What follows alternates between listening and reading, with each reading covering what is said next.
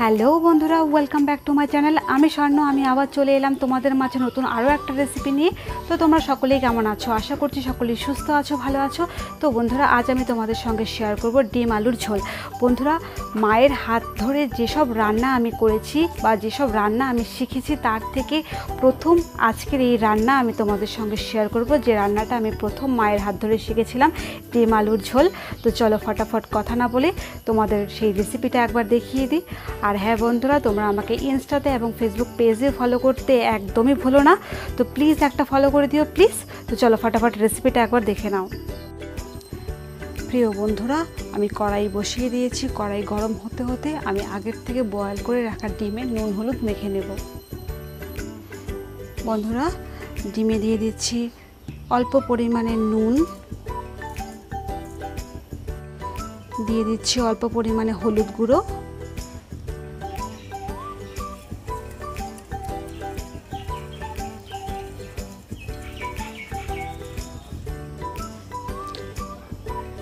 অন্যদিকে কড়াই গরম হয়ে গেছে। দিয়ে দিচ্ছি পরিমাণ মতো সর্ষের তেল,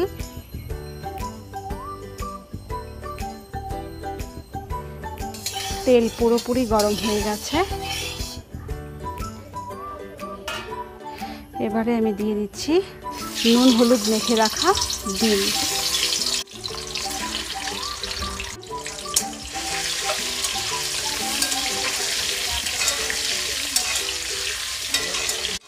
গ্যাসের ফ্লেম হাইতে দিয়ে 1.5 থেকে 2 মিনিট হালকা করে ভেজে নেব। ডিম ভেজে নেওয়া হয়ে গেছে। আমি এর থেকে আর বেশি ভাজবো না। এবারে আমি ডিমগুলোকে তুলে নেব।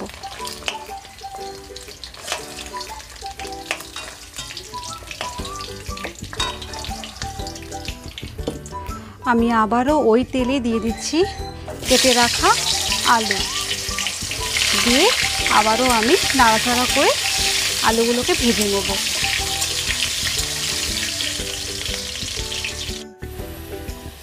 প্রিয় বন্ধুরা, এখানে ডিম আর আলু আমি আমার পরিমাণ মতো নিয়ে নিয়েছি। এখানে অবশ্যই তোমরা তোমাদের পরিমাণ মতো বাড়িয়ে কমিয়ে নিতে পারো। আর হ্যাঁ বন্ধুরা, আজকে আমি তোমাদের ডিম সেদ্ধ করে নেওয়াটা দেখাইনি, শুধুমাত্র ভিডিওটা বড় হয়ে যাবে সেটা ভেবে। আর বেসিক্যালি ডিম বয়েলে আলাদা করে কোনো বেসিক নেই, তাই আমি আর দেখালাম না।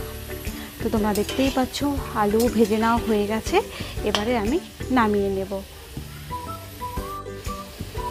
আমি যে পাত্রে ডিমগুলোকে ভেজে নামিয়ে নিয়েছি, সেই পাত্রেই আমি আলুগুলো নামিয়ে নিচ্ছি।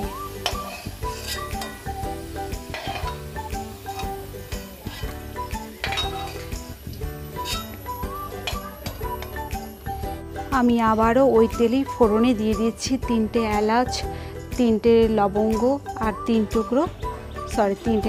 টুকরো দারচিনি।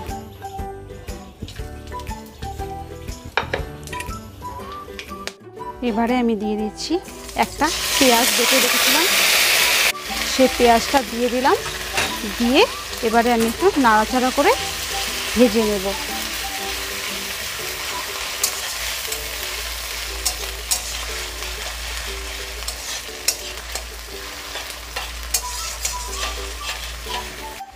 এবারে আমি দিয়ে দিচ্ছি আদা রসুন বাটা।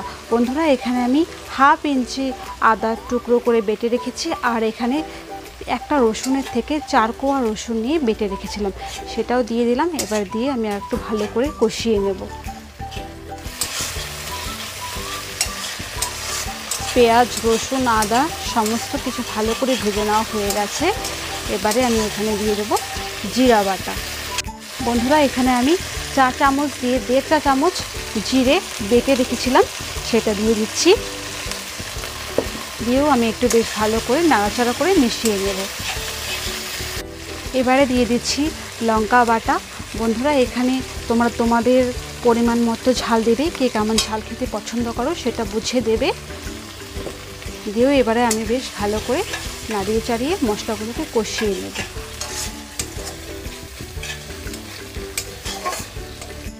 এবারে দিয়ে দিচ্ছি একটা টমেটো, আমি একটি গ্রেটারের সাহায্যে গ্রেট করে রেখেছিলাম, সেই টমেটোটা দিয়ে দিলাম। দিয়ে এবারেও আমি বেশ ভালো করে নাড়িয়ে চাড়িয়ে মিশিয়ে নেব। সমস্ত মশলাকে এবার আমি বেশ ভালো করে নাড়িয়ে চাড়িয়ে মিশিয়ে নেব।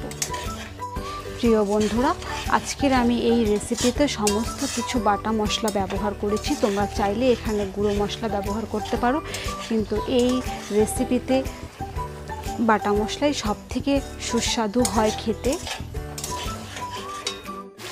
দিয়ে দিচ্ছি স্বাদ মতো নুন, দিয়ে দিচ্ছি পরিমাণ মতো হলুদ গুঁড়ো, দিয়েও এবারে আমি বেশ ভালো করে মিশিয়ে নেব।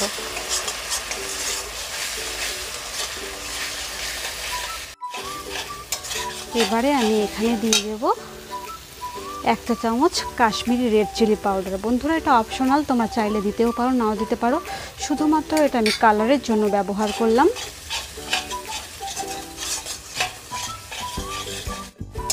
প্রিয় বন্ধুরা, তোমরা দেখতেই পাচ্ছ মশলা প্রায় আমি ভালোভাবে কষিয়ে নিয়েছি। এটাও দেখতে পাচ্ছ মশলার থেকে যে জলটা ছিল এক্সট্রা সেটাও শুকিয়ে গেছে। আমি আরও একটু মশলাটাকে বেশ ভালো করে কষিয়ে নেব। তার জন্য এখানে আমি দিয়ে দেব অল্প পরিমাণে জল। বন্ধুরা, এখানে আমি যে বাটিগুলোতে মশলা রেখেছিলাম সেই বাটিগুলো ধুয়ে অল্প পরিমাণে জল দিয়ে দিলাম, যাতে মশলাটা নিচ থেকে পুড়ে না যায়।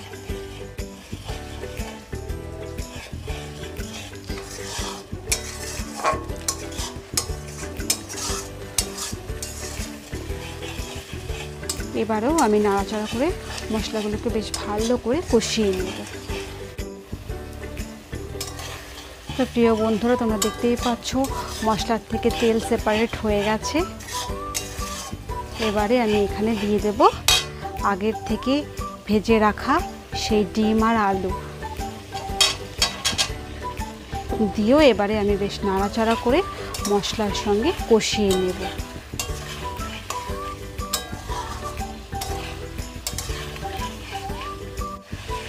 এইভাবে আমি অনবরত নাড়াচাড়া করে প্রায় আমি 1.5 থেকে 2 মিনিট ভালোভাবে কষিয়ে নেব। কষিয়ে নিয়ে আমি এখানে অ্যাড করব গরম জল।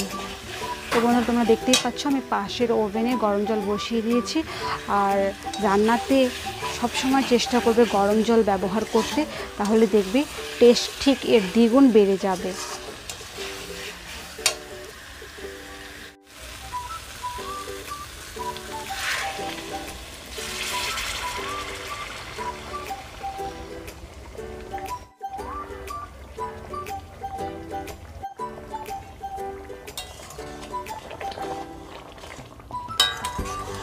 আজকের রান্নাটা যেহেতু আমরা ডিমের ঝোল করছি, তো এখানে একটু ঝোল হলেই খেতে ভালো লাগবে।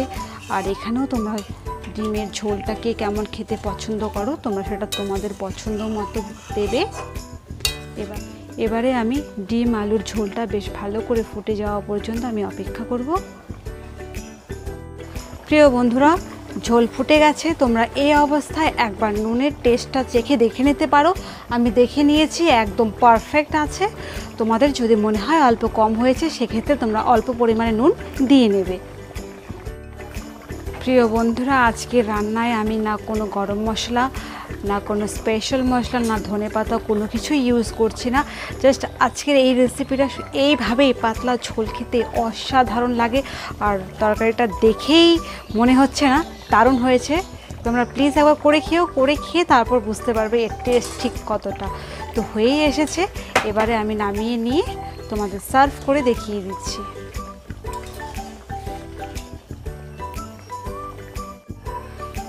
নিয়ে নিয়েছি একটা বোল।